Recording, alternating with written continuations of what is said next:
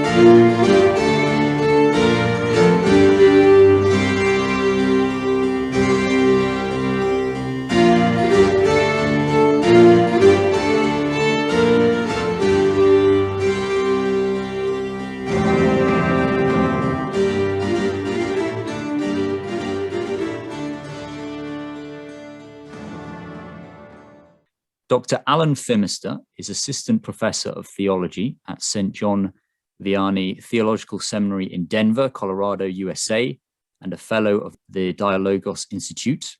He's also the author of Robert Schuman, Neo-Scholastic Humanism and the Reunification of Europe, as well as Integralism, a manual of political philosophy. And I had the pleasure of interviewing his co-author, Father Thomas Crean, about that work. And today is a great pleasure to welcome Dr. Alan Fimister. Dr. Fimister, welcome to Vendée Radio. Thank you very much. It's very nice to be here.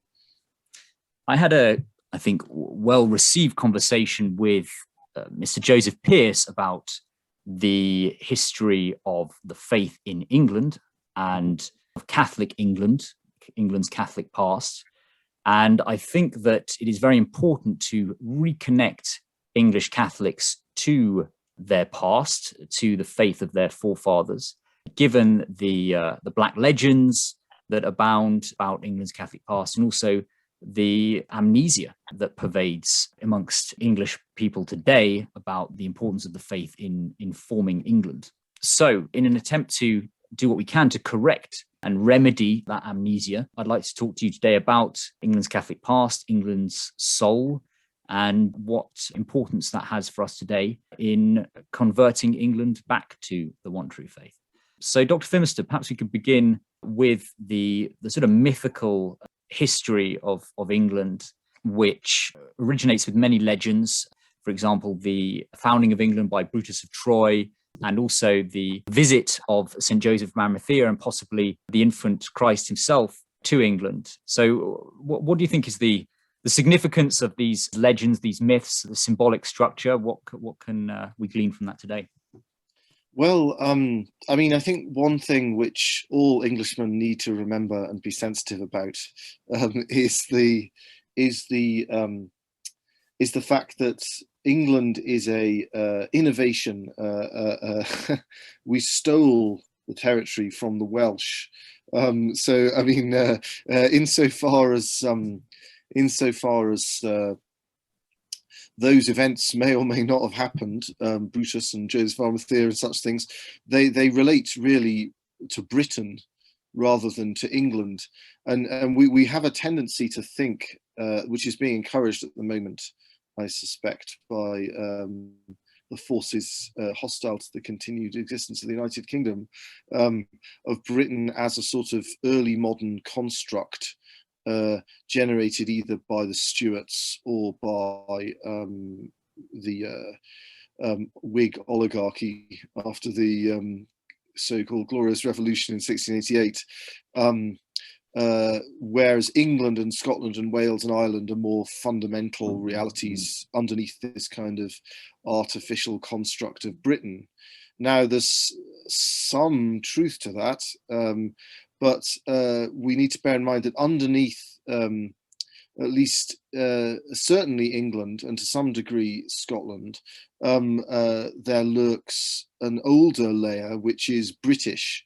So strangely, we have an authentic, real Britishness that is actually fundamental and original and antecedent to the four home nations, as it were, over the top of which we have the four home nations, who are also organic and real entities, as it were. And then on top of that, we have the civil legal structure created in the early modern period of as it were, the British state. So it's quite a complicated series of nuances that in order to understand these things. Now, obviously, almost every single historian that you would ever speak to would be scathingly dismissive of the idea that anybody called Brutus the Trojan ever existed or had anything to do whatsoever with the British Isles, and would be almost as scathingly dismissive about claims about Joseph of Arimathea. Now, I have absolutely no way of knowing whether or not there's any basis in those two claims. As it happens, the Brutus the Trojan claim is, in terms of when we can trace it to, is significantly older in the documentary layer than the claim about Joseph of Arimathea. So for those of your audience who don't know these legends, there's a document attributed to an author called Nennius, called Historia Britonum, which I think is from the 9th century, but I'm open to correction on that subject, which is the first one to claim that that somebody called Brutus the Trojan founded Britain, and that Britain is named after him. And I think he gives two different accounts of where this Brutus comes from, and they're not particularly extensive. Then there is a vastly more extensive and colourful and exciting and interesting account of what's going on here from the 12th century author Geoffrey of Monmouth, who was, as the name suggests, of Welsh origin, but was in Oxford in the 12th century, and he claimed to be translating a book written in the British language, by which he means Welsh, into Latin, which is called The History of the Kings of Britain, and that's the sort of it's not, yeah.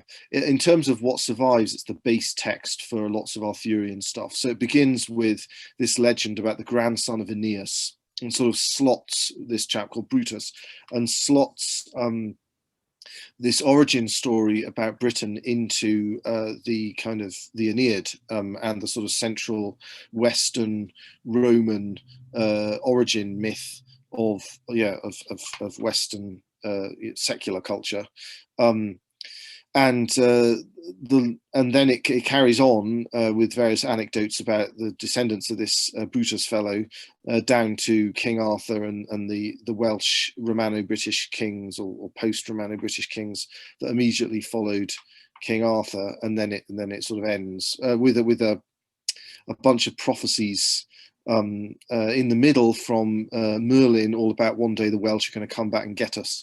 And in my experience, if you put enough pints down a Welshman, they will start telling you about Geoffrey of Monmouth and how one day they're going to drive the Saxons back into the sea. So the basic story is that Aeneas had a grandson called Brutus. His mother died in childbirth. It was prophesied before his birth that he would kill both his father and his mother. It's not very cheery.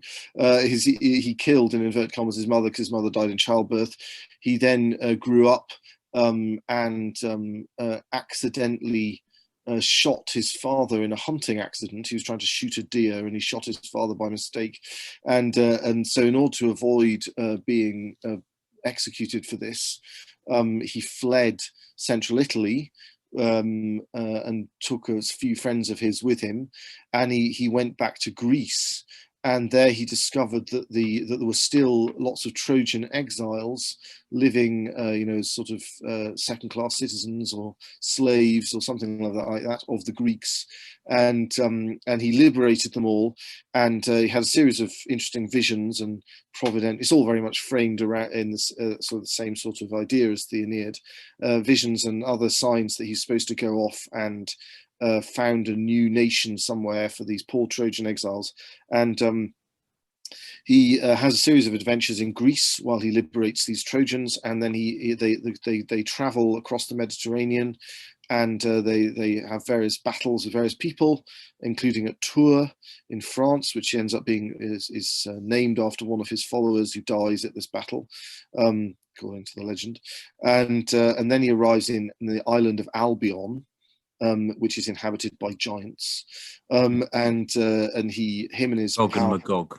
All that, yes, exactly, and also, and he slays the giants and takes possession of the island, and he renames it Britain after himself, and he founds the city of New Troy, which turns out to be London, and eventually he divides up the island of Great Britain between his three sons, Locrinus, after whom Logres, who people who've read Arthurian stuff from the 12th century will be familiar with, is the name for the Welsh name for roughly England before the English turned up, and Albonacticus or something, after whom Albany, i.e. Scotland, is named, and Camber, after whom Cambria, i.e. Wales, is named. Now those etymologies are definitely fishy, let me tell you. I'm not an expert on Asian languages, but they're very fishy etymologies. Anyway, and then there's lots of interesting anecdotes about his descendants, and all goes down to King Arthur. So that's the kind of origin myth of Britain, as it were.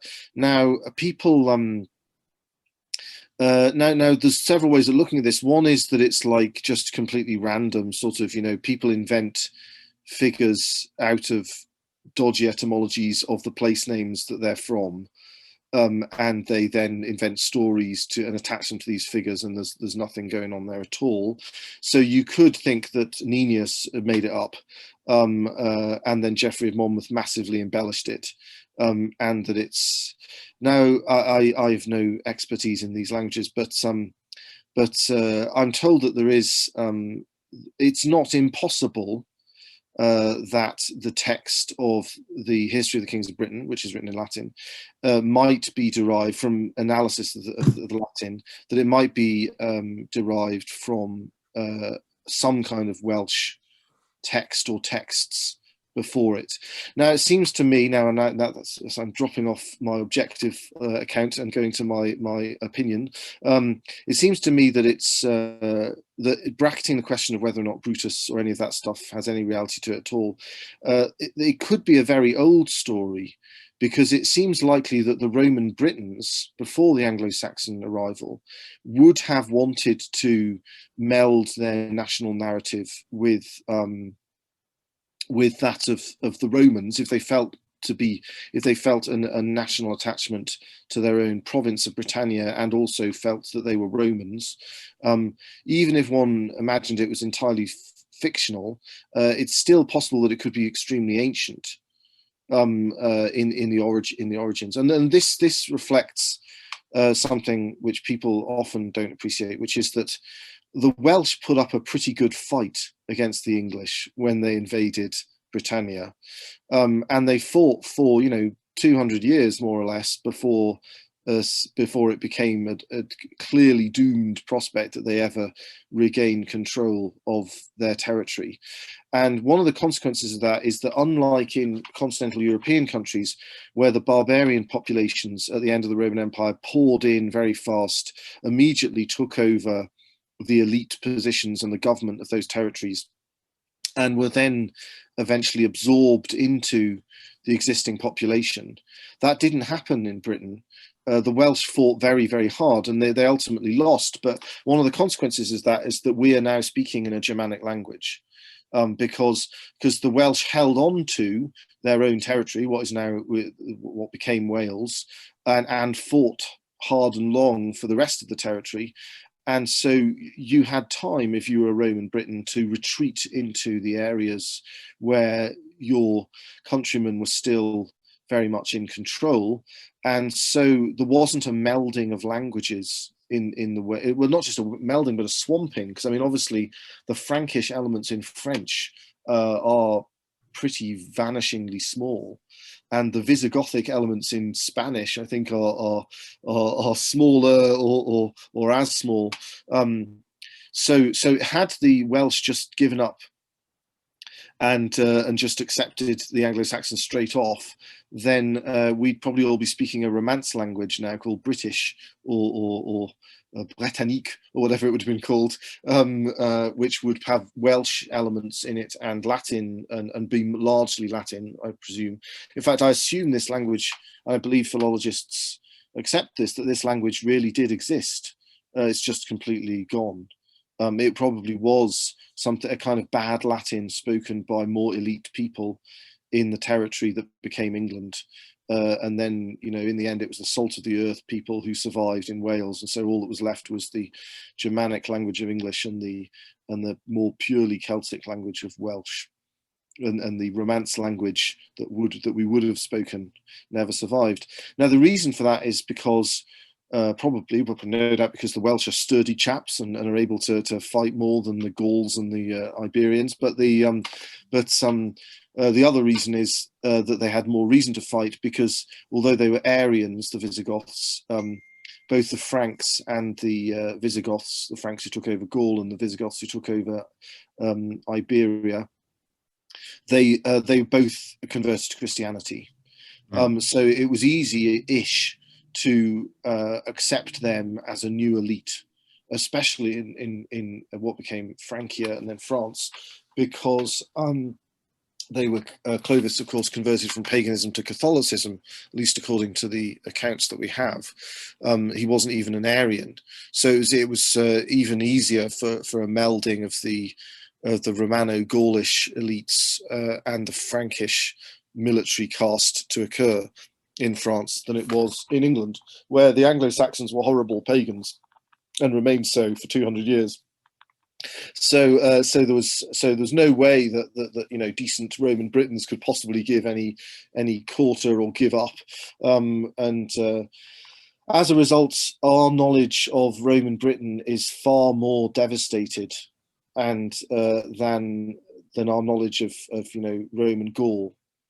Because it's a 200-year-long guerrilla war is not going to do much for the documentary record, and that's why this era of, you know, roughly 410 to about 597, when St. Augustine of Canterbury arrived from Gregory the Great to convert the Anglo-Saxons, is this just black hole of historical mystery, and that's where all the Arthurian legends occur.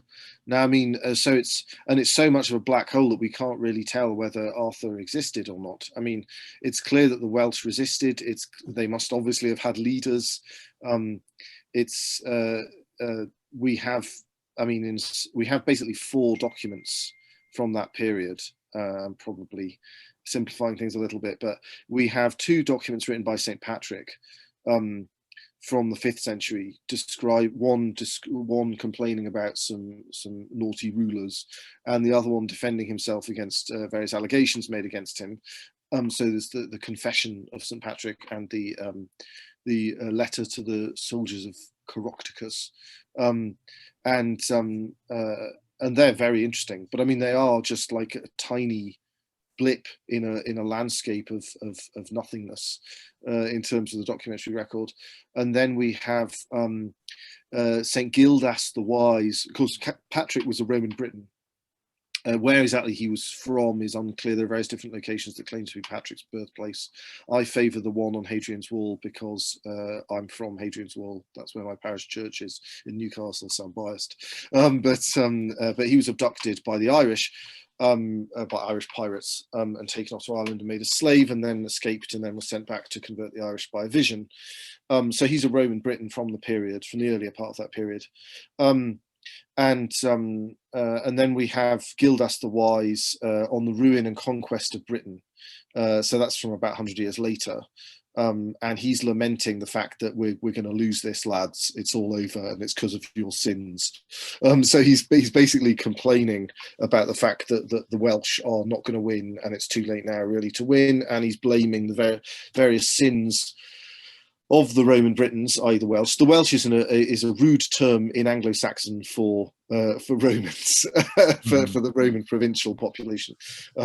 So the Welsh word for the Welsh, from which the Welsh word for Wales, Cymru, means where the people or the citizens live. So the Welsh word means kind of us, the civilized people, and the Welsh, the English word for the Welsh, means them, the pathetic Roman provincials whose land we're going to steal. So he's complaining about that. Now he does talk about the Battle of Badon, which is supposed to be Arthur's most famous victory, but he doesn't mention Arthur. He says that there'd been, I think, a 35-year period of peace before the calamities of his own time. So if that's usually the period of Romano-British resurgence, that in which one places the Arthurian stories. Why he doesn't mention Arthur is unclear. So some people would say it's because he doesn't exist. Other people would say it's because he didn't like him. Other people say it's because somebody else in his narrative is Arthur, and Arthur is a nickname. So that's all very mysterious and difficult to solve. And then the last of the four documents is the Godothin, which is a poem, a lament by a Welsh bard called Aneurin about the death of a bunch of his friends at a battle at Catterick. I think in around 600, might be a bit earlier. It was a last-ditch attempt by the Britons of Dunedin, what is now Edinburgh, which was a Welsh fortress, who tried to retake some part of northern England, and all got slaughtered to a man apart from Aneurin. And then he went and wrote his lament. And in the course of that lament, he's praising his various comrades, and he's praising one of them, and he describes all his great military abilities and prowess. And he says, but even he was no Arthur. It's very tantalizing. So it's the earliest direct reference to Arthur, but we don't know. It doesn't tell us anything more than that. So that's all terribly mysterious and interesting. Now, one interesting thing that Gildas says at the beginning of On the Ruin and Conquest of Britain is he says that it's well known that that Britain was evangelized in the reign of the Emperor Tiberius. Now, he doesn't give us any more information than that. There is a second Roman Emperor, Tiberius, but he lived after Gildas was dead, so it can't be him. So he must mean Tiberius, the second Roman Emperor, who became Roman Emperor in 14 AD, and of course who was ruling the Roman Empire when our Lord died and rose again. Mm-hmm. So but Tiberius died before the Roman conquest of Britain. The Roman conquest of Britain occurred under his successor's successor, Claudius, in the 40s. So that's very interesting. I mean, it's not clear how seriously we should take that or not, really. There's something in the way he phrases the remark implies that he believes in the legend that Tiberius in some way was favorable to Christianity, which is a bit odd for people who've read Tacitus's description of Tiberius. It's hard to imagine the character described there as someone who might be favorable to Christianity, and I don't believe there's any early evidence for anything like that. So one might want to write it off as a claim. However, on the other hand, the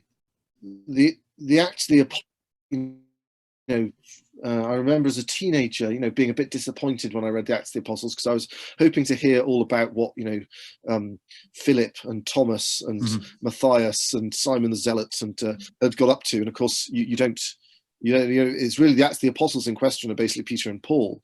It doesn't really tell you what everybody else did. And of course, it's a big problem for Protestantism, because really, I mean, if sola scriptura were really true, we'd expect there to be 12 books in the New Testament, one written by each apostle, but that's not how it is at all. They went off and preached the gospel and disappeared to history, so that all we have left are the legends of what they did in most cases. But I mean, there seems to be very good evidence that Thomas, for example, went to India and possibly even China. So they were no slouches, so it would seem to me plausible, more than plausible. In fact, it would seem to me highly implausible that there were no Christian missionaries in Roman Britain in the 1st century, in the wake of the Roman conquest of Britain. So it doesn't seem to me totally implausible that there might have been Christian missionaries in Britain before the Roman conquest. And we know that there were, trading contacts with the Mediterranean and Cornwall. And of course, that is because of the tin. And that is, of course, where Glastonbury is located. And I believe there are archaeological remains indicating extremely early Christian settlement in the area of Glastonbury. And we're pretty certain that the Glastonbury Tor was an island in a series of sort of marshy flats, sort of an extension of the sea, as it were, into that area that's now just very flat farmland. So the circumstantial evidence and late in terms of Gildas, but not to be sniffed at, documentary evidence that Glastonbury might well be the location of the foundation of British Christianity, and that this dates to the 1st century, I think makes it considerably more plausible than not that is where British Christianity began. I don't think the thing with Joseph Arimathea, I mean, that's great, and I'd love that to be true, and it's entirely possible that it is true, but I don't think we have any claim about the role of Joseph Arimathea until the 12th century. So that's obviously a very, very long time indeed after the events that would have to have occurred. There are romances essentially in the 12th century describing Joseph Arimathea's arrival in Britain and various things that he did, and the role of his descendants in the Arthurian stories, which were all being written at the same time in the 12th century. Now, it looks like what happened with the Arthurian stories is that of course we essentially lost great British paganism, as it were. We can't reconstruct a kind of Greek or Norse style cycle of stories about the pagan deities that were worshipped by the Britons, and it looks very much as though what you have is a series of Romano-British leaders, among whom there was probably a preeminent one who was responsible for that 35 years of peace that Gildas is talking about, who probably is Arthur, and those stories were passed on by the population, and they probably melded into whatever the stories about the British deities and other legends and myths that were left over from paganism, and they were then all sewn back together in the form of the Arthurian romantic cycle in the 12th century. And so which bits are true and which bits are purely fictional is essentially impossible. We'll have to wait for the general judgment to find out what on earth actually happened, which is probably nice. Otherwise, we might be much more boring than the Arthurian romances. It's quite nice to have the sort of frisson of who knows how much this might actually have happened. But I mean, there's certainly figures in there like Bedivere and Kay and Mordred and Merlin, surprisingly, and Gawain, who and I think Tristan, who appear to actually be real people, who really did stuff in that period and were significant, but and Tullius, but we just don't know exactly what it was and which bits are legendary and which bits aren't, and whether or not the involvement of Joseph of Arimathea is real or not. I mean, if you wanted to give a statistical likelihood, it'd be pretty low, but that doesn't mean that it's not true. And I think in regard to saints, divine providence preserves, as it were, rumor of their deeds when bankable history is lost, in order to make sure that devotion to them survives. So I think for supernatural reasons we might give more indulgence to the possibility of these things than we might from a purely secular historical perspective. But as I say, it's not impossible, and it does seem to be far more likely than not that there was an evangelization of Britain in the 1st century. There's, of course, in the 2nd century, we have a story which I think our earliest information for is from the Liber Pontificalis. It's a work describing biographies of popes written over a long period of time. But it tells us, and it appears in Bede's account, that about a Roman British king called Lucius. So presumed that would mean an indigenous aristocrat who was incorporated and tolerated within the Roman provincial system, who becomes converted to Christianity and appeals to Pope Eleutherius, who reigned at the end of the 2nd century, to be instructed correctly in the faith, and that the Britons, that the significant number of Britons then embraced the faith. Now, Adolf von Harnack, who is a super duper modernist Lutheran scholar who lived at the end of the 19th century, dismissed this and claimed that he was being confused with a ruler of Edessa on the grounds that there's a fortress in Edessa called Brito, and that this had become garbled, and this is how the story had got put into the Liber Pontificalis, and people have generally, in most of the 20th century, assumed that that's the case, which was not the case up until then. People assumed that Lucius was an authentic historical figure. There's a famous prayer, a very beautiful prayer for the conversion of England. It's quite a long one. And it's from the 19th century, and when the person praying the prayer is calling on God to bring our separated brethren back to the one true faith, the prayer invokes all the various saints and popes who have bestowed favors on England and Britain in the past, and it mentions Eleutherius, Bishop of Rome, as being one of those, and that relates back to this account of Lucius appealing to Eleutherius. Now, there are I don't think the Harnack thing is as plausible as people seem to think it is. And also another argument in favor of the authenticity of the Lucius tradition is that the Diocese of Chur in Switzerland venerates Lucius as its founding bishop, bizarrely, and they claim to have his body underneath the high altar of the cathedral in Chur, I think, and according to their account, he went off and fought in that region of the Roman Empire after his reign in Britain, and then eventually became a bishop and founded their diocese. Now, whatever you think of that claim, it's completely independent of the accounts in Britain of this King Lucius. There's no mention of a Swiss connection in those accounts at all. However, apparently there was, and we have independent documentary evidence of some sort of rebellion or local difficulty with some local Roman British elites or British elites in the 2nd century, and the Romans, having put this down, deported the rebels and their leader to Switzerland, the region that's now Switzerland, and made them fight as auxiliary troops.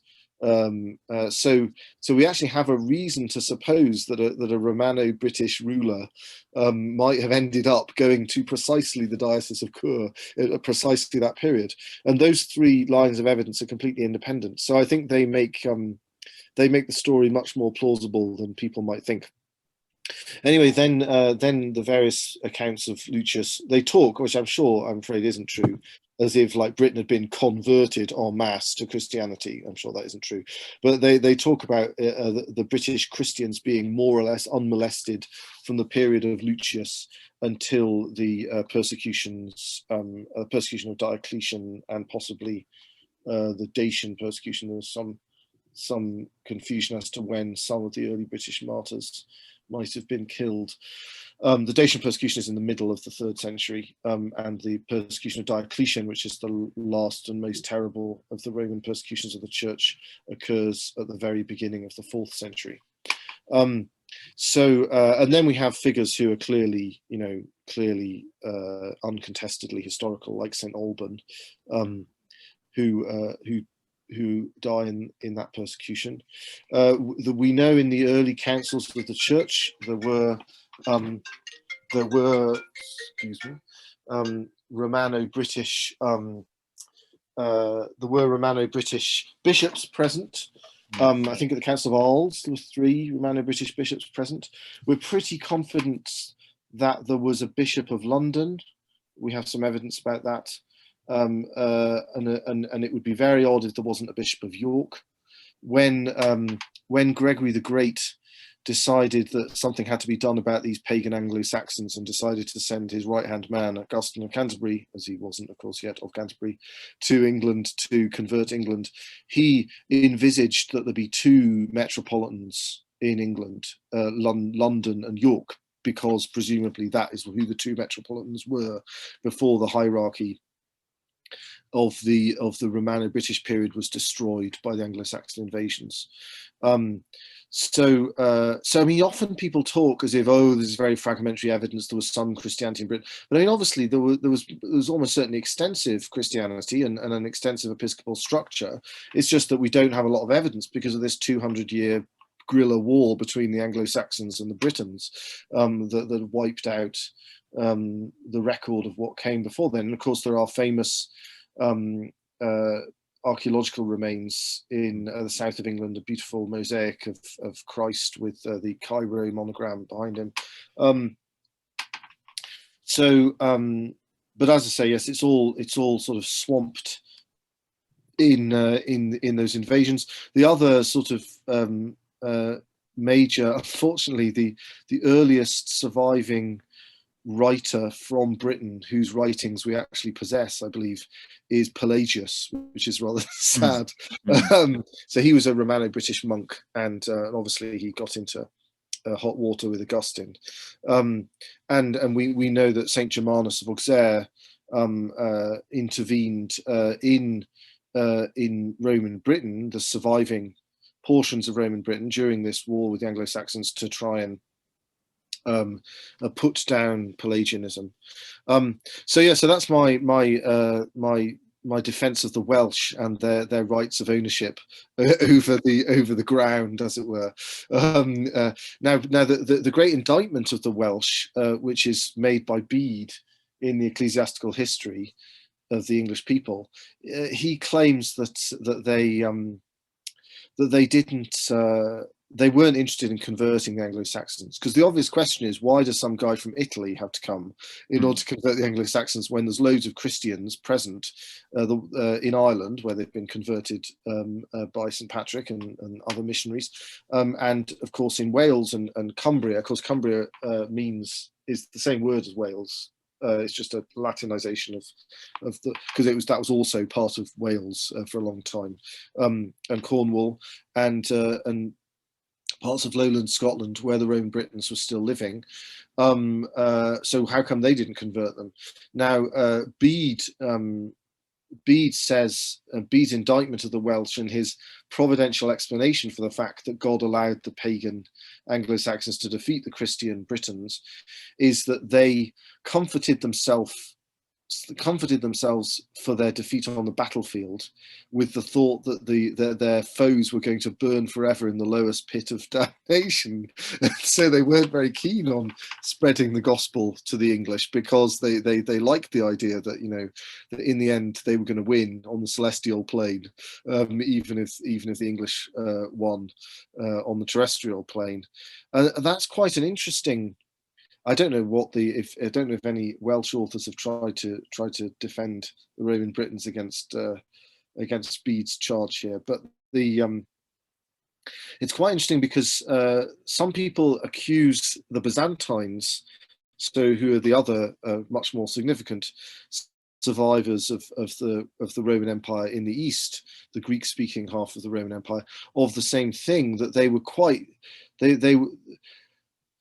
they so identified the Christianity with the Roman state that they were not that interested in converting the various barbarian peoples around them, that when they did convert people like the Russians and the Slavs of Great Moravia, it was almost inadvertent.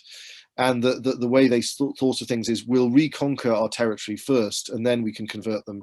We'll decide how to assimilate these naughty barbarians and get around to converting them once we've defeated them on the battlefield.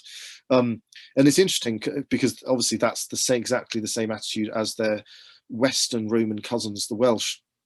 And this, according to Bede, is what God disapproves of, and it's because of this naughty idea of prioritizing military success before evangelization that God caused the Welsh to lose. And it's interesting, actually, the greatest period of flourishing in Byzantine history after the classical period is from the mid 9th century until the mid 11th century. There's a sort of major revival in the fortunes of the Byzantine Empire, and that immediately follows the evangelization of the Slavs.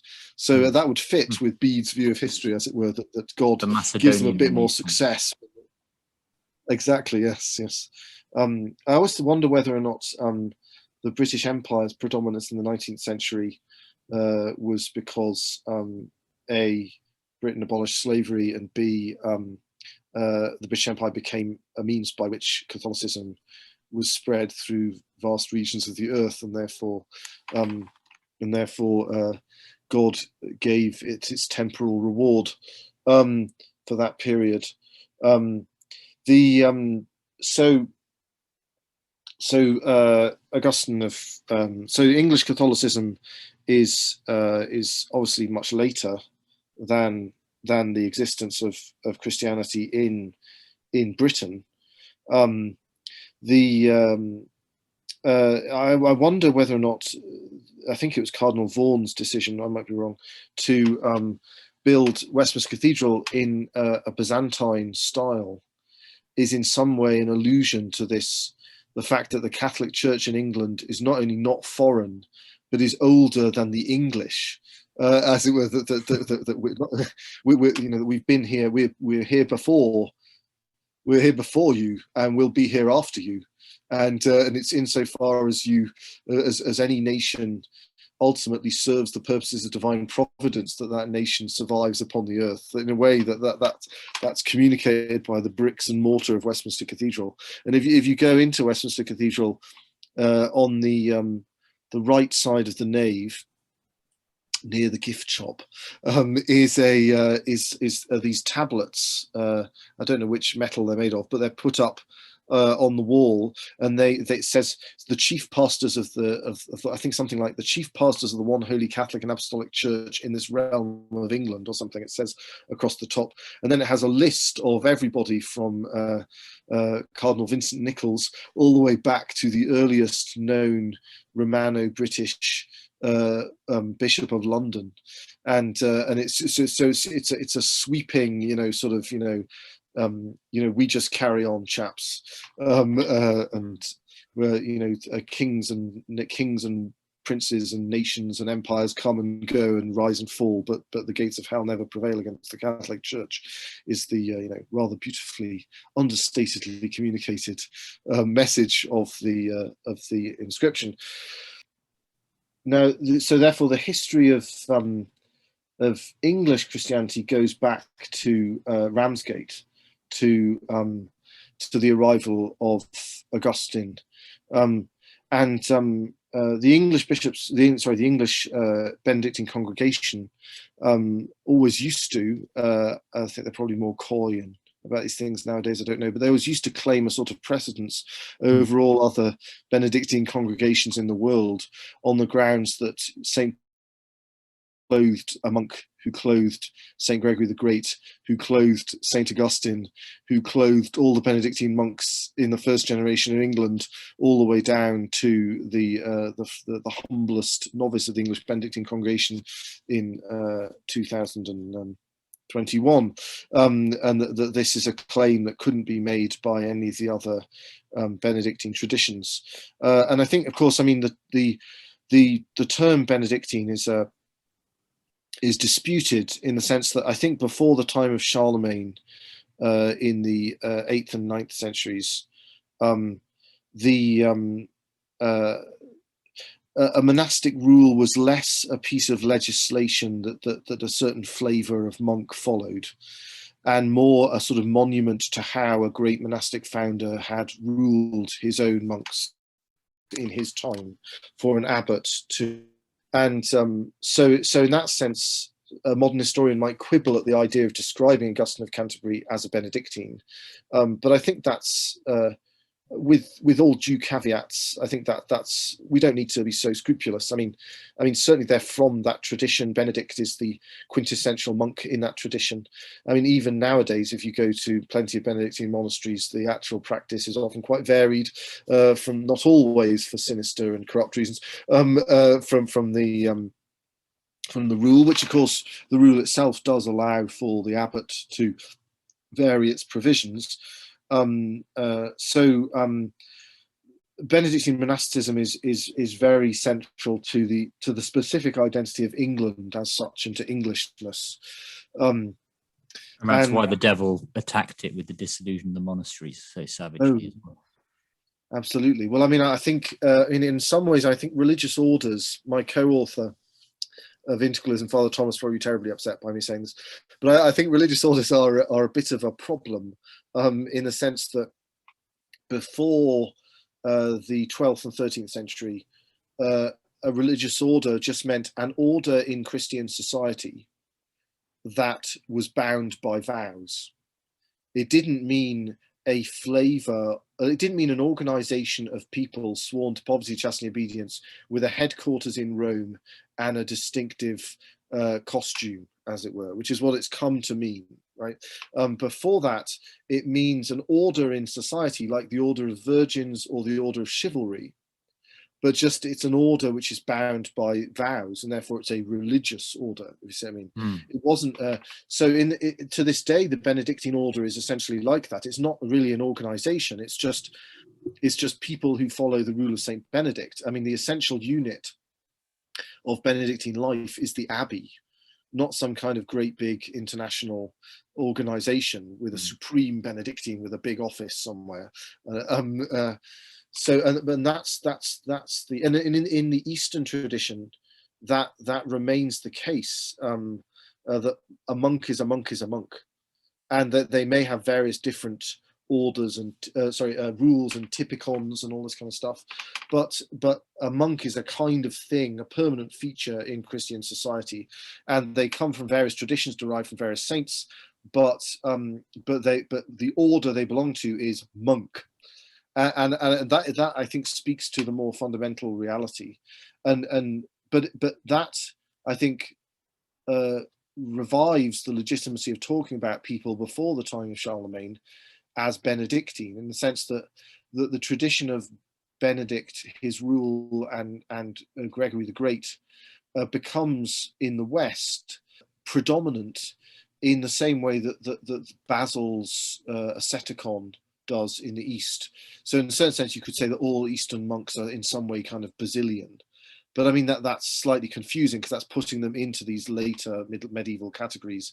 But it's true that the rule of St. Basil has a predominant role in Eastern monasticism in the same way that the rule of St. Benedict has a predominant role in Western monasticism. And yeah, absolutely. this what you were saying there about Henry VIII and his boss in hell going straight for monasticism as the first attack is because of the reason why, if one agrees with Bede, and I always agree with Bede about everything because he comes from my diocese, the Welsh lost the territory that is now England. So it's part of the kind of rationale of the existence of England itself and of English Catholicism, is this principle that seek ye first the kingdom of God and his justice, and these other things will be added unto you, because England is, as it were, one of those other things, right? The Welsh didn't seek first the kingdom of God and his justice, and so ultimately they lost, and therefore England exists. And then God sent Augustine of Canterbury via Gregory the Great to convert England, and in a way created England, because I mean the southern barbarians were Saxons, and the Kentish barbarians were supposedly Jutes, and so it's really above the Thames that they are Angles, and of course in the end the centre of power in England becomes, the southeast, and the kingdom which ultimately unites England into a single polity is Wessex, which, as the name suggests, is a Saxon kingdom. So the reason really that England is called England is because Gregory the Great encountered those slave boys in Rome and asked who they were, and the slave seller said, that they are Angles, and he said not Angles but angels, and because of that moment, which becomes so important to the salvation history of the barbarians of Britain, they're keen that they be seen as English. So that's why when we don't come from New Saxony, but from England, and of course, I mean in the period of the most dynamic evangelization of the Anglo-Saxon population, the predominant power among the Anglo-Saxon kingdoms was Northumbria, which is an Angle kingdom. So that no doubt also helped to embed this idea of and when Gregory the Great writes to Ethelbert of Kent, the first king that Augustine converts, he calls him king of the English. So which no doubt Ethelbert was a bit uncomfortable with, given that he wasn't an Angle, but it was probably like, well, if you're given a fancy Latin title by a pope, you don't complain about it, and especially as it implies much more sweeping authority than he probably had on the ground. So the very fact that we are the English is derived from the missionary activity of Gregory the Great and that encounter in Rome. And it's interesting, but Benedictine monasticism itself is the embodiment of this principle that you must seek first the kingdom of God and his justice, and these other things will be added unto you. Prioritizing contemplation over action is the first rule of Christian society. That you build it around a monastery. That's how it begins.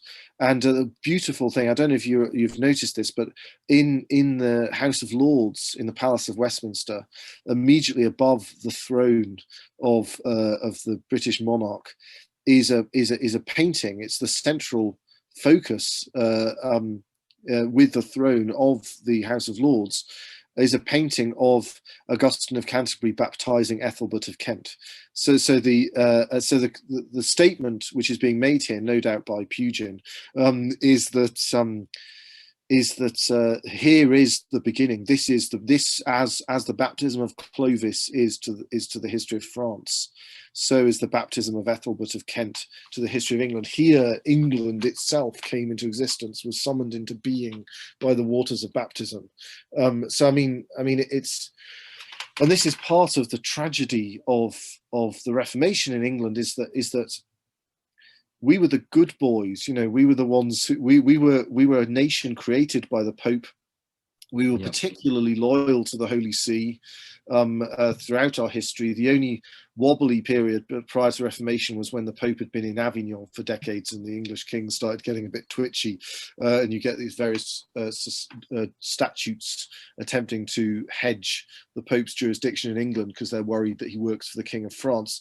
But with the exception of that period, until the time of Henry VIII, we were the exemplary ultramontane kingdom of all the kingdoms in Europe. And of course, papal authority became as unchallengeable as it was in the West, partly because so many other Western countries were evangelized by English missionaries who took their, like Willibrord and Boniface, who took their particularly papal conception of the nature of the church with them to the territories which they evangelized. And Henry VIII's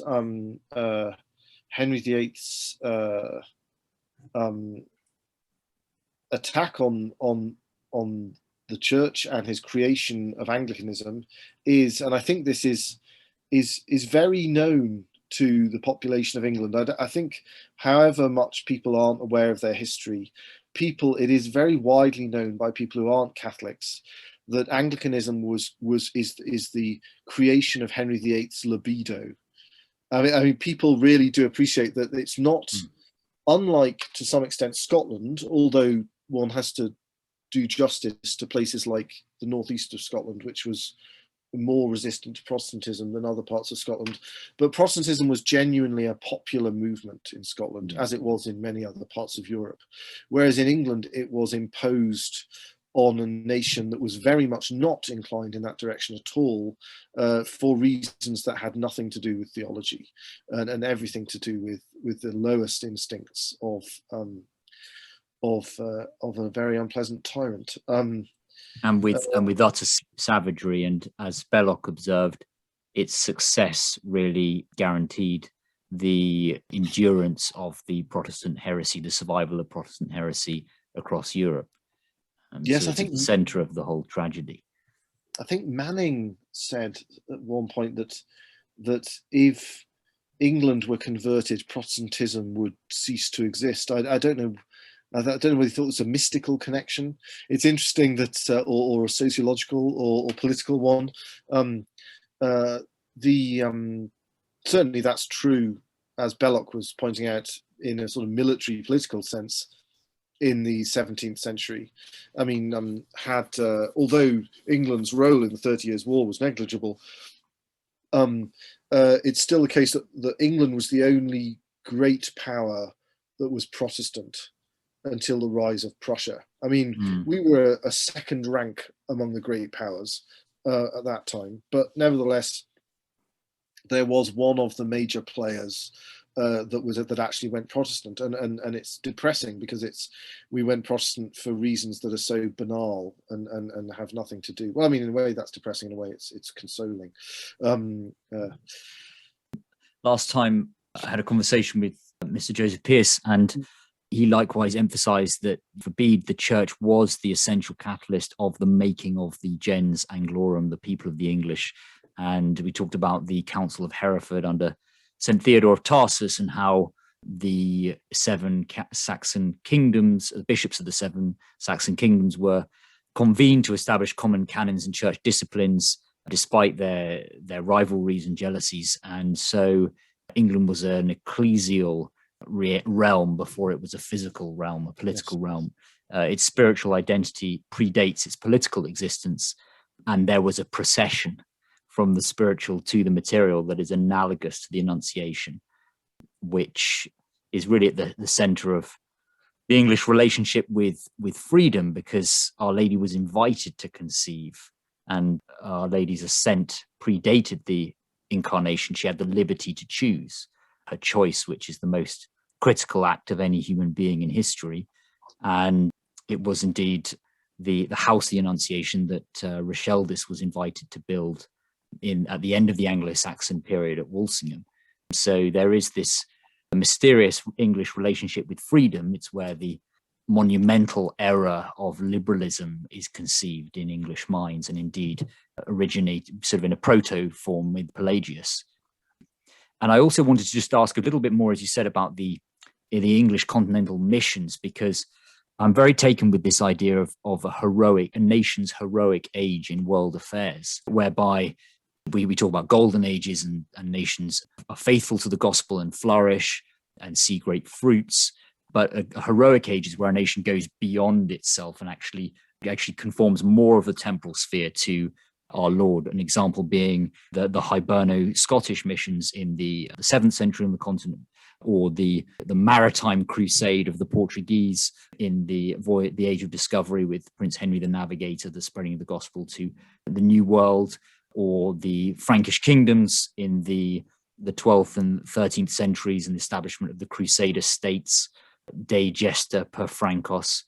And Tolkien, amongst others, has emphasized that the Anglo-Saxon missions were one of the chief glories of England. And Dawson observes how, in a sense, Europe or Christendom really was seeded by these English missions, which crucially brought about the alliance between Benedictine monasticism, the papacy, and the Frankish kings. And St. Boniface's mission was, rather than an isolated spiritual adventure, it was a program, a far-sighted program of construction and reform, statesmanship of the Roman tradition, and laid the foundations for the Carolingian Renaissance. Yes, because I mean, the two English interventions are crucial in the creation of the recreation of a Roman imperial title in the West. One is Boniface's role in the establishment of the Carolingian dynasty. At least according to traditional accounts, he is the first to anoint Pepin the Short as king. And the other is, of course, Alcuin's role, who's a pupil of Bede, in establishing the revival of learning in the Carolingian Empire, and in probably Romanizing the worldview and expectations of Charlemagne. Dawson has an interesting thesis about the coronation of Charlemagne in 800. He thinks that Charlemagne's, from the Holy See's perspective, Charlemagne's conception of his role in Christian society was altogether too theocratic prior to the coronation of 800. He famously corresponds with Alcuin's, in which he is referred to as David in the correspondence and Alcuin as Nathan in the correspondence. And Dawson speculates that the popes were nervous that the idea of having the principal ruler in Christendom be a king is extremely dangerous, because there's something too absolute and original about the kind of authority that belongs to a rex. And of course, whereas the emperor, there's something safer about the title emperor, because we don't think of it in these terms now, because the title emperor seems more glitzy than the title king. But the title emperor was invented as a sort of republican title in order to emphasize precisely that the Roman ruler wasn't a king. And that fits quite nicely into the context of Christendom, no doubt providentially, because Christ is the king, the one with original and native authority over Christendom. And then he has officials like the Pope and the Emperor who do stuff, as it were, visibly in time on his behalf. And the popes were definitely concerned that the Franks before 800 were kind of looking to pick a fight with the Greeks in order to, as it were, declare their independence from Constantinople, and the popes were getting nervous about that. The Franks were a bit funny about receiving the acts of the Second Council of Nicaea. They tried to find fault with it, and they also which made the popes very nervous. And they also accused the Frankish monks in Jerusalem accused the Greeks of having deleted the filioque to the creed, which was sort of embarrassingly illiterate allegation, which Leo III was very concerned about, thought was going to cause a schism. So by taking advantage of the sort of upheavals that surrounded the year 800. This is Dawson's reading of it. Leo III allows Charlemagne to, as it were, declare independence from Constantinople, but gives him the Roman imperial title, which ties him to the Holy See, because, you know, he's a semi-literate Frankish barbarian, if Charlemagne will forgive me for describing him thus. So his Romanness is very dependent on the Holy See for its plausibility, and that becomes a huge card in the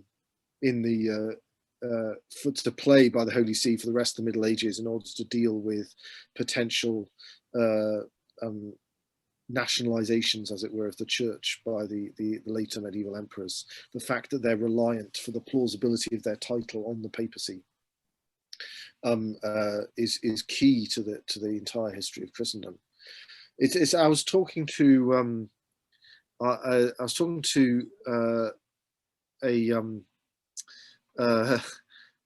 Habsburg a couple of years ago who I bumped into at a conference somewhere, and he said, talking about the hostility of liberals to contemplative monasticism, and he was saying that you'd think that people who don't really believe, whether they be, you know, heretics or secular liberals or liberals operating inside the church, would just think about contemplative monasticism. Well, if these people want to waste their lives freezing themselves to death in nasty, drafty stone buildings, singing psalms 24 hours a day and eating, you know, overboiled vegetables, well, that's their lookout, and, you know, they knock themselves out. It doesn't bother me. But that's not how heretics and others hostile to the church react to contemplative monasticism. They react with visceral hatred, and its destruction is like first on the agenda every time there's an attempted coercive apostasy of some chunk of Christendom. Number one on the agenda is the destruction of contemplative monasticism.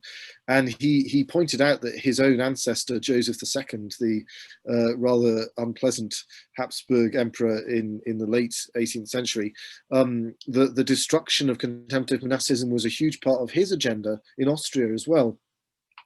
And that that everywhere this recurs because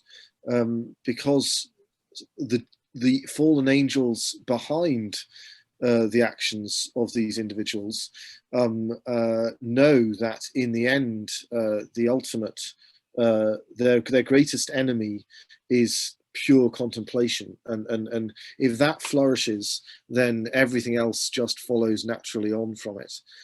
I once heard a sermon by a monk at Plusgarden Abbey in Scotland, and he was commenting on St. Mark's account of our Lord going out into the hills to pray after he cures Simon Peter's mother-in-law. He goes out into the hills to pray, and nobody knows where he is. And there's sort of consternation in Capernaum, and they're trying to find him. And when they do track him down, he says that he has to go to the other towns and villages because this is why he came forth. And the Greek word which is used there is exelthon, which is the word our Lord uses in John 8:42 when he says, I proceeded and came forth from God. The word that is translated in Latin and English as proceeded is the same word as our Lord uses there to say that's why he came forth. And this monk in Plusgarden was saying in his sermon that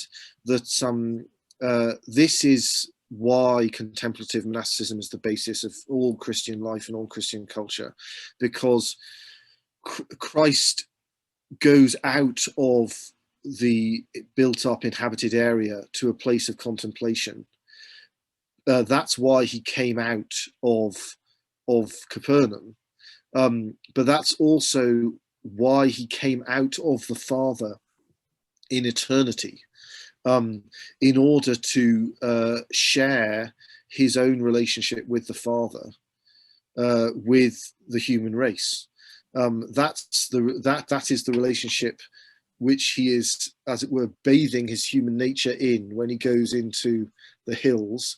But that's also why he has to go to the villages. So he went out to Capernaum to pray, because that is why he came forth. That's why he came into the world in the incarnation, and that's why the word is eternally generated by the Father, and that is why he has to go to the other villages, in order to bring people in those villages also into that eternal relationship of the Father's knowing himself, which is the Son. So the sharing of the divine sonship is the sharing of the Father's knowledge of himself, and that is what we are doing to the extremest degree possible to human beings in the wayfaring state in contemplative monasticism. And therefore, unless we go out of Capernaum into the hills, we won't end up evangelizing the other towns, as it were. That's why it has to be Augustine of Canterbury and Gregory the Great and Benedict that are there at the beginning of the story. And this principle of seeking, excuse me, dropped my computer there, of seeking the kingdom of God and his justice first, is also vitally important to the story of Alfred, because Alfred is compelled to go out into a sort of contemplative state in Ofney, when he's apparently lost even Wessex at the lowest moment in his career. When St. Cuthbert, according to some accounts, St. Cuthbert appears to him. I don't know if you've come across this story, but there's a story that when Alfred has apparently lost everything and he's on the Isle of Ofney, in the fens, and he's trying to avoid being bumped off by the Danes, a ragged pilgrim. Alfred's left with only one meal left, and a ragged pilgrim greets him and asks him if he can have some food. And Alfred gives him the food, which is in fact Alfred's last meal. And as he hands him the food, the rags of the pilgrim are dissolve, and the figure explodes with light and is revealed to be St. Cuthbert. And he says, "All of Albion is given to you and to your heirs," and then he disappears. So in this account, this is the moment at which the fact that the Kingdom of England, and ultimately later the union of in fact, he later says, "The whole of Britain is given to your heirs," he says after that. So ultimately the union of all the British Isles is prophesied in Alfred's descendants, is prophesied in this moment. But Alfred, when he wrote, after he won his initial victories and restabilized his kingdom and laid the foundations of the Kingdom of England, as I'm sure you know, he became very preoccupied with the education of the English, and he translated many works into Anglo-Saxon from Latin personally. And there's a very interesting list of works, because he says that they are the works which it is most necessary for all men to know. And it's, I think there's 7 of them. It's Bede's Ecclesiastical History of the English People, Erosius's 7 books of history against the pagans, Augustine's soliloquies, the first 50 Psalms, Gregory the Great's Dialogues, Gregory the Great's Pastoral Rule, and the Enchiridion, which may be Augustine's Enchiridion or may mean like some sort of handbook of texts that Alfred had. That's not clear. And Boethius's Consolation of Philosophy, and in his so you see there's the understanding of the meaning of history, and Bede's account of what history means is clearly very important there. Benedictine monasticism is terribly important there. We have Gregory the Great's Dialogues, book 2 of which is the life of St. Benedict, the only surviving account of St. Benedict in his life. And we have and Gregory's Pastoral Rule, which is, you know, a model from exactly the same tradition. And then, of course, Boethius's Consolation of Philosophy is an attempt to deal with temporal ruin. Boethius has been, you know, he was master of the offices, Roman senator, Roman consul. Both his sons were consul in the same year. You know, he was as he says at the beginning of the Consolation, he'd reached the glittering height of temporal success, and and it's taken from him completely and disastrously, and he's waiting to die in an Ostrogothic prison. And he's contemplating why suffering and temporal misfortune occur to the righteous in history, and that's the whole focus of the. So clearly, these questions are, and of course, why the Anglo-Saxons succeeded the Welsh is a very central question to Bede's narrative, and so obviously these are very preoccupying questions to Alfred, and he says in his introduction, I think it's a terribly important statement. He says, "Remember what temporal punishment came upon us when we neither loved wisdom ourselves nor allowed it to others." And he says that about the English and the disasters that had occurred that had nearly led to the extinction of Anglo-Saxon Christianity. And so there's this renewal of missionary effort. And for Alfred, the evangelization of the Vikings is the number one priority. The reason why the English were nearly extinguished as a culture is because they didn't evangelize the Vikings. They didn't bother. They decided those barbarian cousins were a little bit too fierce, and I think we'll just stick to the Germans. And God punished them for it. So this idea that lies at according to Bede, at the foundation of the existence of England, the fact that the Roman Britons decided we'll get round to evangelizing when we've defeated them, again finds itself vital and central to the foundation of the Kingdom of England, which is again the primacy of wisdom, the primacy of contemplation over all other things, and the temporal things will in a certain sense look after themselves when the primacy of contemplation, of going out of Capernaum so that you can share the Father's knowledge of himself with the other villages, is placed in the proper position. That's sublime. Christendom was a liturgical polity, a sacramental organism. It seems that the fallen angels, when they look to attack this corporate body, as you say, first attack the contemplative orders that procure the graces, almost like the immune system of that nation first, in order to weaken its defenses. The evidence suggests that the early Benedictines in Italy, the monasteries were destroyed by the Lombards, and therefore Benedictine monasticism survived in England and then was spread by these missions back to the continent. So there's this beautiful sort of heartbeat from Rome to England and then back. And this exchange. And Christopher Dawson writes that they, as in the Anglo-Saxon missionaries, were the chief authors of the liturgical reform which established a unified Roman or Roman Gallican rite for Western Europe. And they were the educationalists whose schools at the royal court at Aachen and at the great Benedictine abbeys like Fulda, Tours, and Corbie set the standards for medieval education down to the coming of the universities 400 years later. Thus, while the Carolingian Empire itself was very short-lived, the Carolingian culture, which was predominantly monastic and episcopal, was of fundamental importance for the whole of Western Christendom. Absolutely. I mean, it's interesting that, in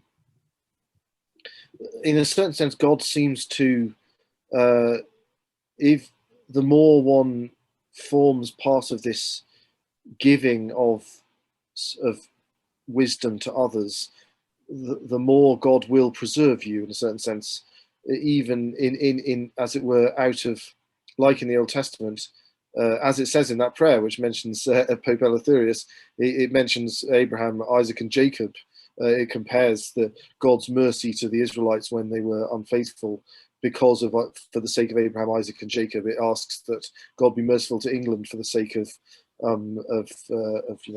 Thomas Becket and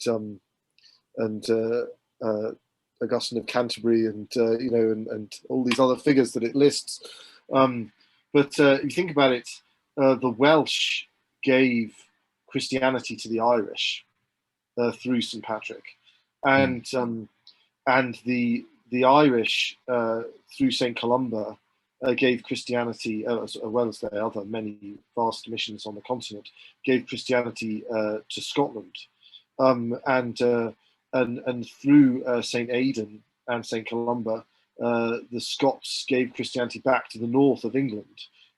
And England then in turn propagated the gospel in Germany, and then later and the Netherlands, later in Scandinavia. And it seems to me that insofar as we do that, God will have mercy on our respective nations. And insofar as we fail to do so, then these things fall away. It's also interesting that what you said about the spread of the gospel sometimes happens in a more military way and sometimes not. And it seems to me that the paradigm of Augustine's mission to England is very important and is much more successful in some ways, in that there are pathologies in the ecclesiastical culture of societies which receive the gospel at the point of a sword. If the missionaries get there first, I mean, England is so lucky because it was evangelized peaceably and successfully, and it became a kingdom, a Christian kingdom itself. It didn't end up being annexed by somebody else and then evangelized. That creates a whole series of difficulties. Well, of course, on the other hand, one might say that England and the Netherlands and Germany and Scandinavia were all lost to the church. So, which is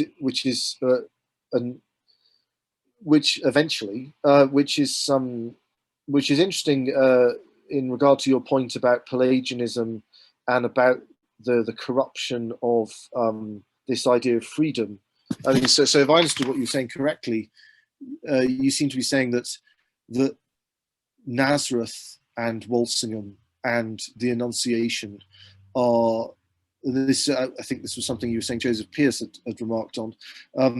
Are central to the English, as it were, English spirituality because of the liberty of Our Lady in accepting the gospel, as it were, from the angel Gabriel, which is absolutely central to the English, the narrative of the foundation of England as a nation and as a church, and that Pelagianism and the misuse of the organs of parliamentary government by Henry VIII to destroy the church is the diabolical corruption of that pure and grace-filled liberty which is at the centre of English character. Am I interpreting correctly what you were saying?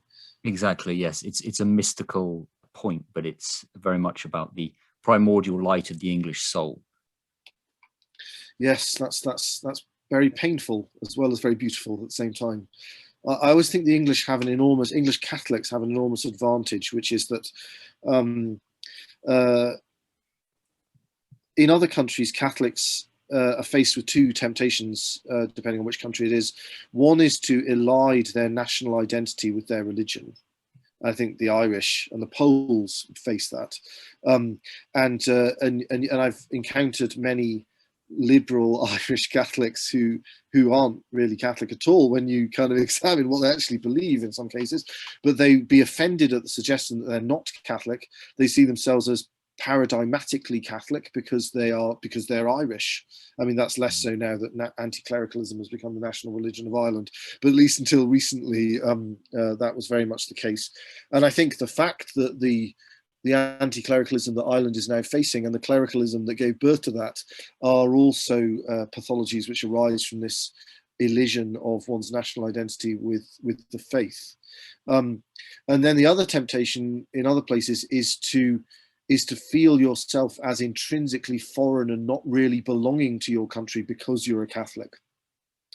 Which I've encountered among Scottish Catholics in some cases, not all by a long stretch, but many Scottish Catholics, particularly from more of the west of the country in Glasgow, who think of themselves as kind of really essentially Irish and not really thinking of themselves as Scottish, despite them being immensely Scottish. They can stand there, you know, with a bottle of iron brew in one hand and a deep fried Mars bar in the other, and tell you that they feel that they're not really Scottish at all. It's quite with a thick Scottish accent. So I think the English Catholics have been spared those two temptations because everybody knows that the faith was stolen from England by Henry VIII for the most vulgar and ridiculous of reasons, and that Protestantism was imposed on England at the point of a sword, and that. So it's an artificial growth. I mean, I think our sovereign lady, Queen Elizabeth, is probably the only conviction Anglican in the world, because I mean, all the rest of them are all either totally non-believing liberals or essentially much more hardline Protestants who are just using the Church of England as a vehicle for what they see as the true gospel, or they're Anglo-Catholics who are paying dress up at being Catholics. The number of people in the Church of England who actually believe in Anglicanism seems to be absolutely vanishingly small. So English Catholics are in this position where, in a certain sense, we're left as strangers in our own land, you know, a bit like Abraham, knowing that the promised land is his, but, you know, still just being one guy with only two sons, wandering around in that territory. So in a certain sense, we know that it's our country. I mean, we know that it's a Catholic country that was created by the Holy See, that's absolutely drenched in saints, whose entire history and culture is derived from the faith. You know, our national anthem was written by a Catholic. Parliament was built by a Catholic. Parliament itself as an institution is created by a Catholic. Our dynasty is derived from Alfred.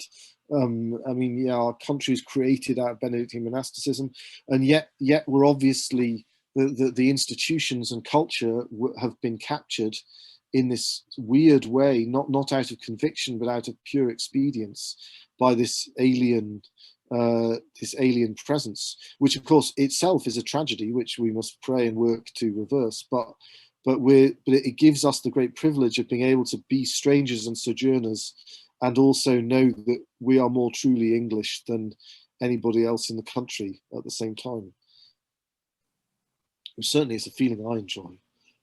Exactly, yeah, even in the States. Yeah.